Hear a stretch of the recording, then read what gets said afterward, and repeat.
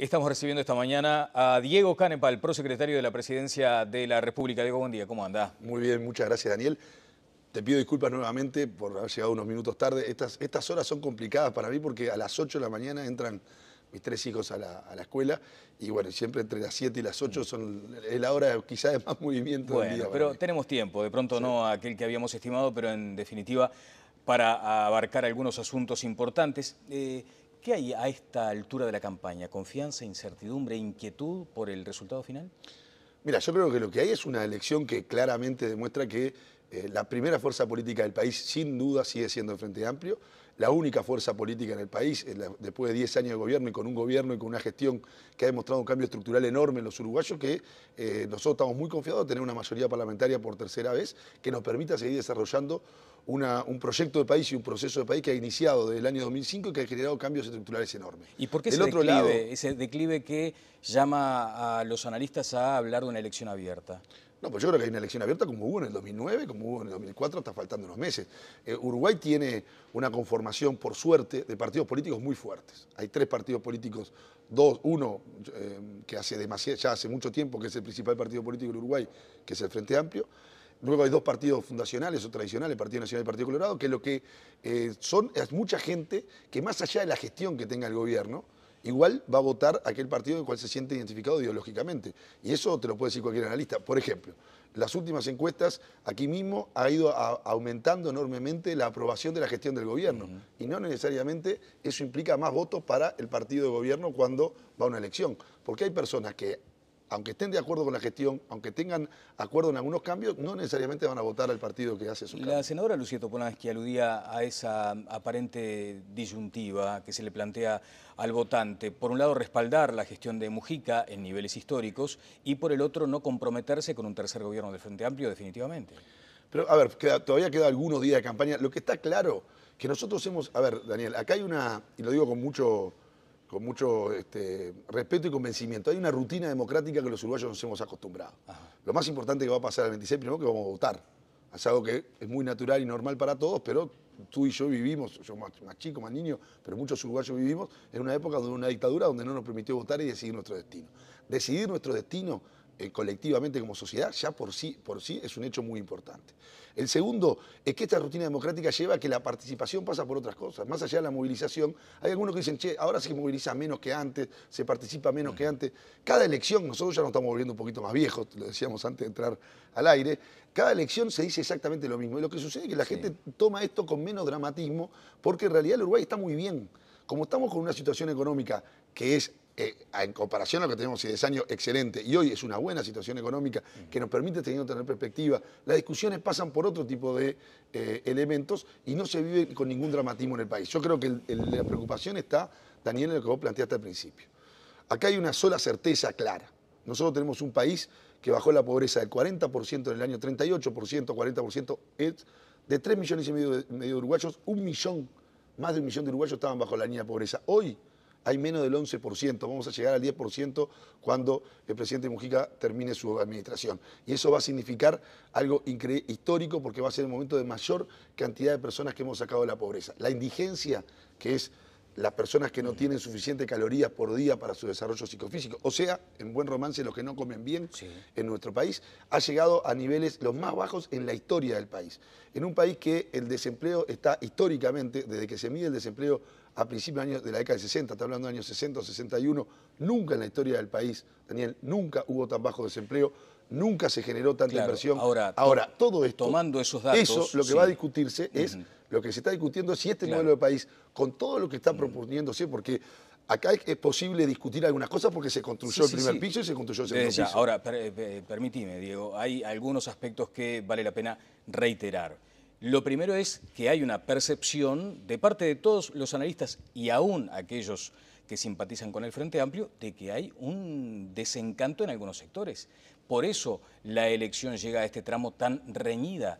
Es más, hay sectores del Frente Amplio que han salido al casa a captar definitivamente ese Frente Amplista que está algo decepcionado. ¿Y por qué está decepcionado?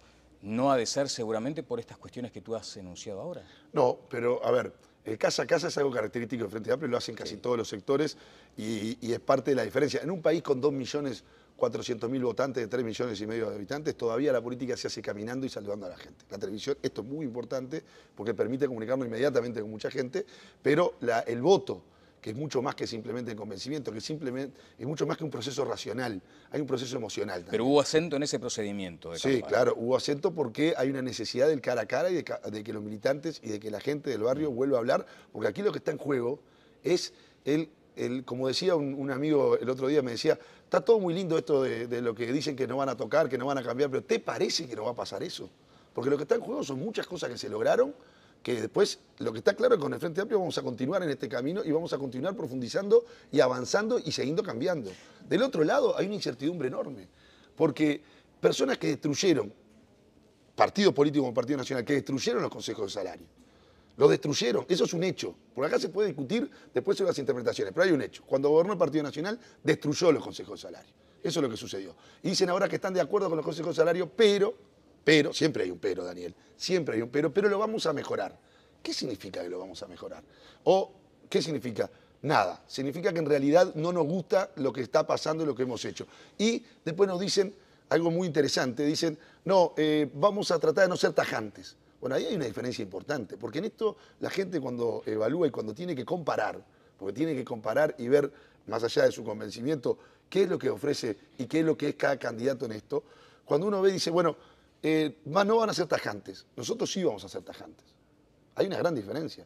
Si usted no está mirando ahora a mí o a cualquier frente amplista y cree que haberle dado los derechos a los trabajadores rurales después de 100 años, porque hace 100 años, con el primer vallismo, todos los uruguayos, los trabajadores, tenemos 8 horas de límite de nuestra jornada laboral y si alguien trabaja más, tiene derecho a las horas extras. El trabajador rural, después de 100 años, accede a ese derecho. Si usted cree que está mal, que esa ley está mal, que no nos vote a nosotros, que vote a la oposición a la calle Pou. Ahora, si usted cree que las domésticas, que se les reivindica como trabajadoras por primera vez en la historia bajo nuestro gobierno, porque nunca nadie lo había hecho antes, como 38 leyes laborales, como el fortalecimiento de los sindicatos, con todos los aciertos y los errores, porque tampoco creo, Daniel, y esto sí, termino con esto, que nosotros seamos dueños de la verdad y que la tengamos cerrada en un puño. Bueno, hemos cometido errores, por supuesto. La desilusión que tú planteabas está basada, en mi opinión, no en una falta de comunicación, que es lo que siempre decimos los que estamos en el gobierno, es que no comunicamos bien. A ver, déjeme meter algunas, digo, porque si no se nos va a escapar el tiempo y vamos a quedar concentrados en un par de asuntos nada más. Lo primero tiene que ver con esas afirmaciones. De hecho, efectivamente, el Partido Nacional plantea lo que entienden como mejora de los consejos de salarios, buscando mayor equilibrio, no tanto el plato de la balanza inclinado al sector de los trabajadores. Un comentario muy breve sobre eso. Eso no es así, hay que ver la realidad. Lo que pasa es que no creen en eso.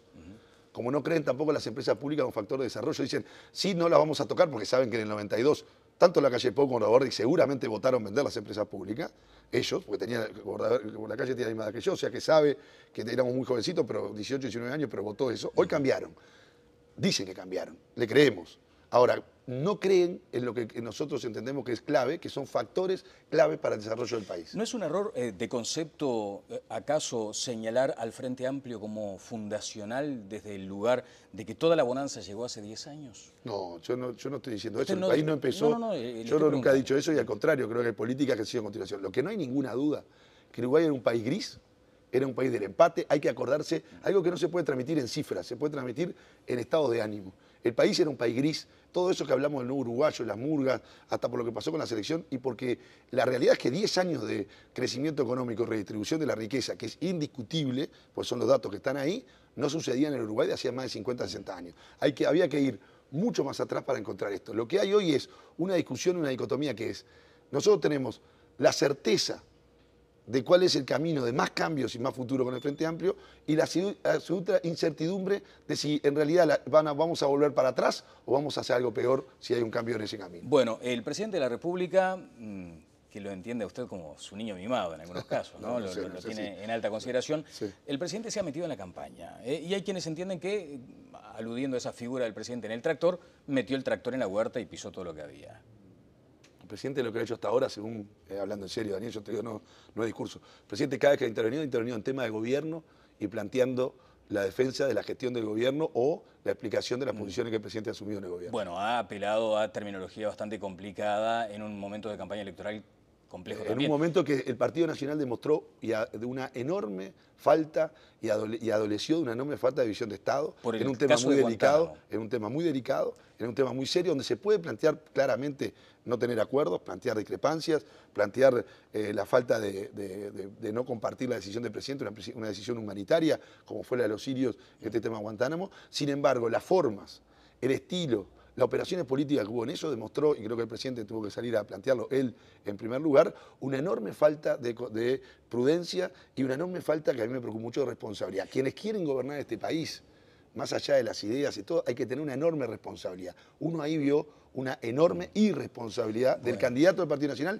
y del candidato a vicepresidente del ¿Es Partido Nacional. prudente decir, por ejemplo, estos almapodridas me están rompiendo las pelotas por 4 votos? ¿Eso no es meterse en la campaña? Prudente es una expresión dicha por el presidente enojado, que podrá no gustarle la palabra si el presidente es como es, y podrá no gustar la palabra que utiliza. Yo no las utilizo normalmente, ahora el presidente las utiliza. Creo que es un momento muy, muy importante porque estaba poniendo en una discusión fuera de tono y una campaña electoral, algo que estaba incluso cuestionando otro tipo de discusiones que estaba teniendo el gobierno, Pero y ahora, que me parece que eso hay ámbitos bien, específicos para hacerlo, y que, vuelvo a insistirte, demostró, la prudencia no es en las palabras, la prudencia es en los hechos y las acciones.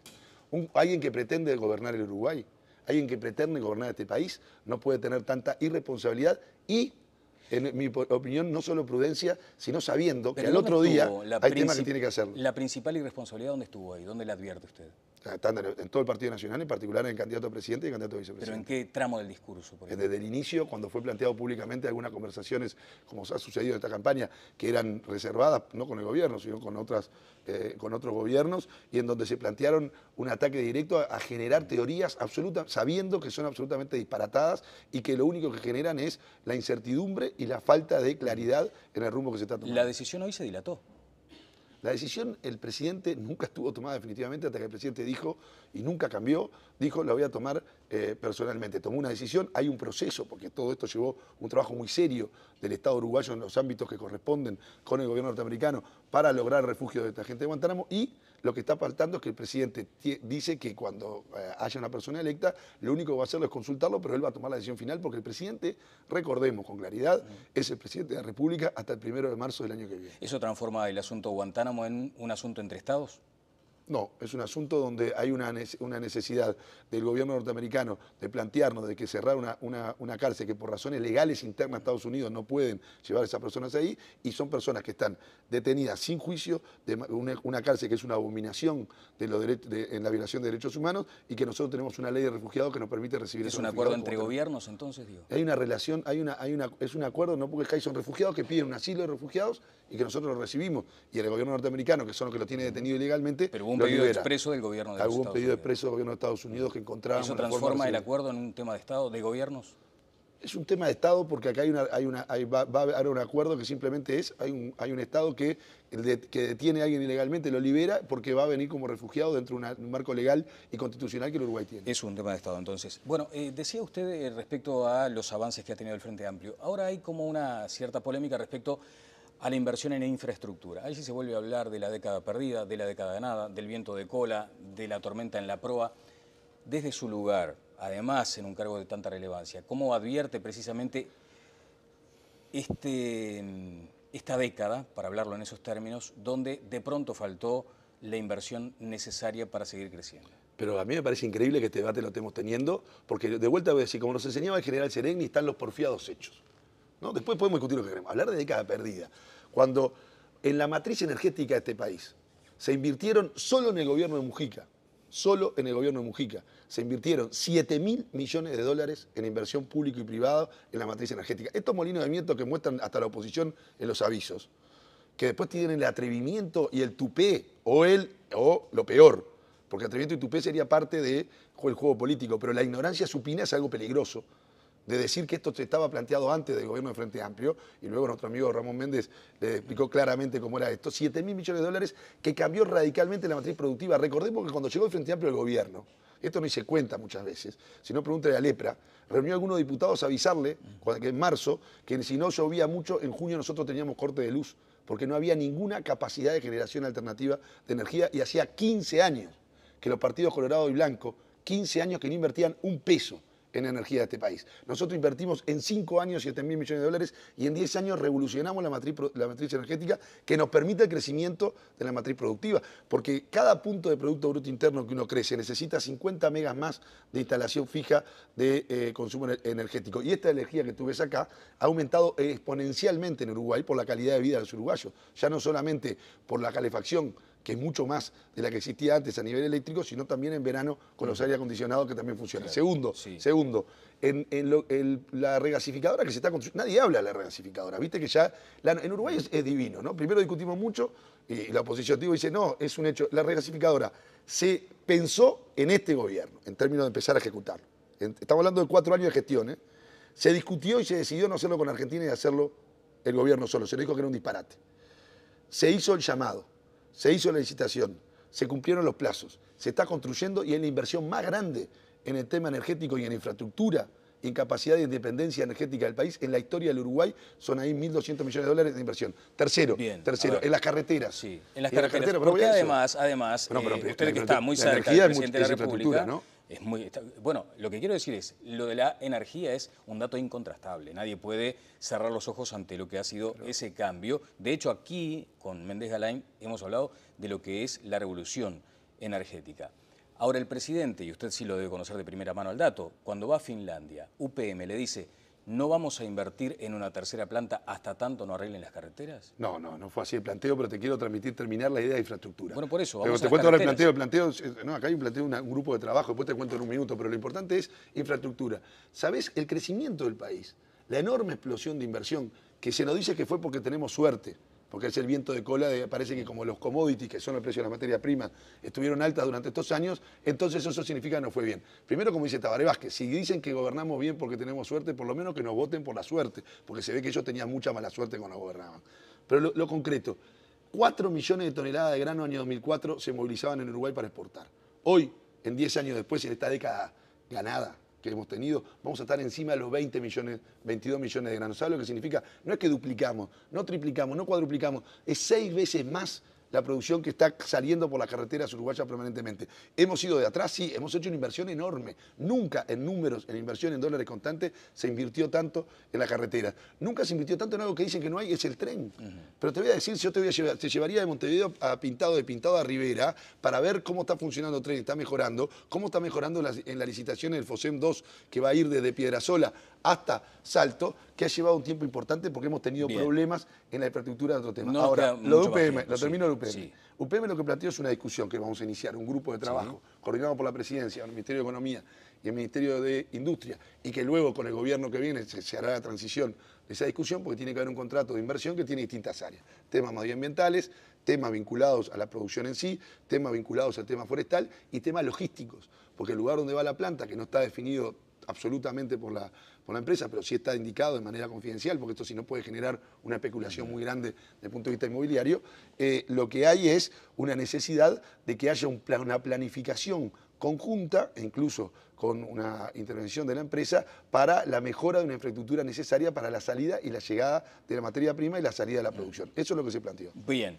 Diego, muchas gracias por estos minutos. ¿Por dónde va ahora? ¿Por la Diputación? No, yo soy candidato de la 77-5005, que es la vertiente artiguista, con Eduardo Brenta y la 5005, nuestra lista. Estamos juntos en el Frente Unido. Esa es nuestra lista del Senado, la han visto por todos lados. El otro día hicimos una actividad con Rada muy buena, espectacular, con Eduardo Brenta a la cabeza del Senado, llevando a Bayardi y a Eduardo Pereira, Lechuga Pereira, muy conocido por todos, candidatos a diputados, y también con varios candidatos de interior. Yo estoy saliendo ahora para Maldonado, le dije que llegaba más tarde y me dijeron, quédate con Daniel, está esperando el candidato Duclosón que está allá en Maldonado, que es la lista nuestra en Maldonado. Bueno, pero va por ese lado entonces. Una consideración respecto a lo que decía ayer el doctor Vázquez, la posibilidad de bajar los delitos, sobre todo las rapiñas, en un 30%. Se ha cuantificado ese compromiso de gestión que asumirá si es presidente. ¿Usted entiende que es razonable plantearlo en esos términos? Mire, si hay algo que es el doctor Vázquez, primero es que da mucha seguridad, mucha confianza y es un hombre sumamente razonable. Bien, contrasta del otro lado yo veo un presidente y un candidato a presidente, pero dije presidente porque es una postura de presidente la de Tabaré Vázquez. Un hombre que tiene con un programa claro de Frente Amplio que tiene un año antes de la ciudadanía. Nosotros no lo hicimos corriendo para llegar al plazo de la Constitución para presentar entre 4 técnicos. Discutimos un año el programa, discutimos mucho como nos gusta los Frente Amplistas y lo pusimos sobre la mesa y tenemos un programa. Un plan de gobierno que se presenta en septiembre, donde las 4 presentaciones de Frente Amplio demostraron la enorme diferencia entre la certidumbre, la certeza, la confianza y lo concreto de la propuesta. El único que hace propuestas concretas, con metas, objetivos y objetivos medibles, porque todo lo demás, si no es cháchara, es Tabaré Vázquez, es Raúl Sendic y ese Frente Amplio. Tabaré Vázquez lo que hizo es un compromiso de lo razonable, de lo plausible y también de lo que sabemos vamos a cumplir como hemos cumplido. Y este dato específicamente, porque además hay que hacer un contraste aquí respecto a lo que ha significado un incremento fuerte de la rapiña. O sea, están creciendo y a su vez se promete hacerlas descender en términos de una administración.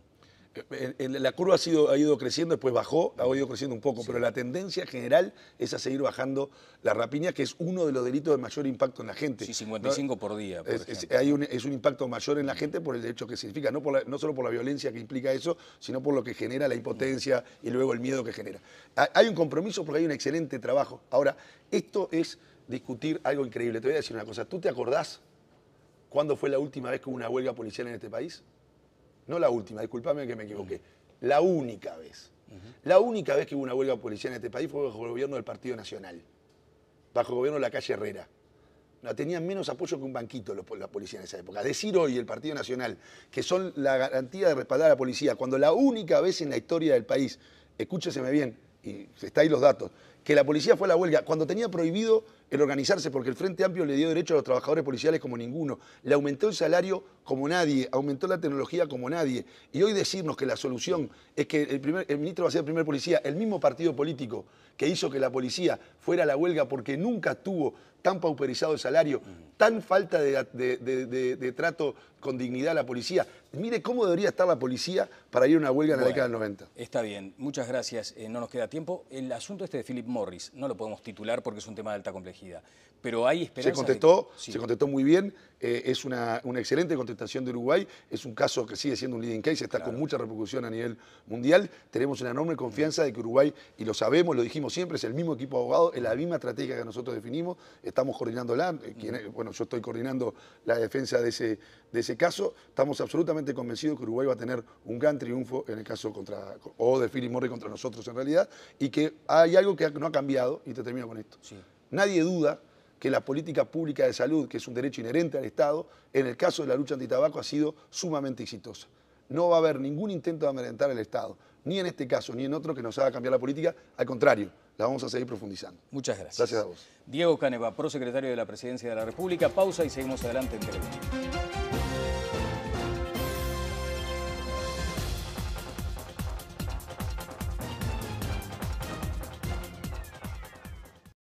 Estamos recibiendo esta mañana a Diego Canepa, el prosecretario de la Presidencia de la República. Diego, buen día, ¿cómo anda? Muy bien, muchas gracias, Daniel. Te pido disculpas nuevamente por haber llegado unos minutos tarde. Estas horas son complicadas para mí porque a las 8 de la mañana entran mis 3 hijos a la escuela y bueno, siempre entre las 7 y las 8 es la hora quizás de más movimiento del día. Pero tenemos tiempo, de pronto no aquel que habíamos estimado, pero en definitiva para abarcar algunos asuntos importantes. ¿Qué hay a esta altura de la campaña? ¿Confianza, incertidumbre, inquietud por el resultado final? Mira, yo creo que lo que hay es una elección que claramente demuestra que la primera fuerza política del país sin duda sigue siendo el Frente Amplio, la única fuerza política en el país después de 10 años. Hay una, y lo digo con mucho respeto y convencimiento, hay una rutina democrática que los uruguayos nos hemos acostumbrado. Ajá. Lo más importante que va a pasar el 26, primero que vamos a votar. Es algo que es muy natural y normal para todos, pero tú y yo vivimos, yo más chico, más niño, pero muchos uruguayos vivimos en una época de una dictadura donde no nos permitió votar y decidir nuestro destino. Decidir nuestro destino colectivamente como sociedad ya por sí es un hecho muy importante. El segundo es que esta rutina democrática lleva a que la participación pasa por otras cosas. Más allá de la movilización, hay algunos que dicen, che, ahora se moviliza menos que antes, se participa menos que antes. Cada elección, nosotros ya nos estamos volviendo un poquito más viejos, lo decíamos antes de entrar al aire, cada elección se dice exactamente lo mismo. Y lo que sucede es que la gente toma esto con menos dramatismo, cuestión que tenga el gobierno, igual va a votar aquel partido en el cual se siente identificado ideológicamente. Y eso te lo puede decir cualquier analista. Por ejemplo, las últimas encuestas aquí mismo ha ido aumentando enormemente la aprobación de la gestión del gobierno. Y no necesariamente eso implica más votos para el partido de gobierno cuando va a una elección. Porque hay personas que, aunque estén de acuerdo con la gestión, aunque tengan acuerdo en algunos cambios, no necesariamente van a votar al partido que hace su cambio. La senadora Lucía Topolansky aludía a esa aparente disyuntiva que se le plantea al votante. Por un lado, respaldar la gestión de Mujica en niveles históricos y por el otro, no comprometerse con un tercer gobierno del Frente Amplio definitivamente. Pero, a ver, todavía queda algunos días de campaña. Lo que está claro, que nosotros hemos... A ver, Daniel, porque en realidad el Uruguay está muy bien. Como estamos con una situación económica que es, en comparación a lo que tenemos hace 10 años, excelente, y hoy es una buena situación económica que nos permite tener perspectiva, las discusiones pasan por otro tipo de elementos y no se vive con ningún dramatismo en el país. Yo creo que la preocupación está, Daniel, en lo que vos planteaste al principio. Acá hay una sola certeza clara. Nosotros tenemos un país que bajó la pobreza del 40% en el año 38%, 40%, de 3,5 millones de uruguayos, más de 1 millón de uruguayos estaban bajo la línea de pobreza. Hoy hay menos del 11%, vamos a llegar al 10% cuando el presidente Mujica termine su administración. Y eso va a significar algo histórico porque va a ser el momento de gobierno y con un gobierno y con una gestión que ha demostrado un cambio estructural enorme en los uruguayos que nosotros estamos muy confiados de tener una mayoría parlamentaria por tercera vez que nos permita seguir desarrollando un proyecto de país y un proceso de país que ha iniciado desde el año 2005 y que ha generado cambios estructurales enormes. ¿Y por qué ese declive que llama a los analistas a hablar de una elección abierta? No, pues yo creo que hay una elección abierta como hubo en el 2009, como hubo en el 2004, está faltando unos meses. Uruguay tiene una conformación, por suerte, de partidos políticos muy fuertes. Hay 3 partidos políticos, uno que ya hace mucho tiempo que es el principal partido político del Uruguay, que es el Frente Amplio. Luego hay 2 partidos fundacionales o tradicionales, el Partido Nacional y el Partido Colorado, que lo que es mucha gente que más allá de la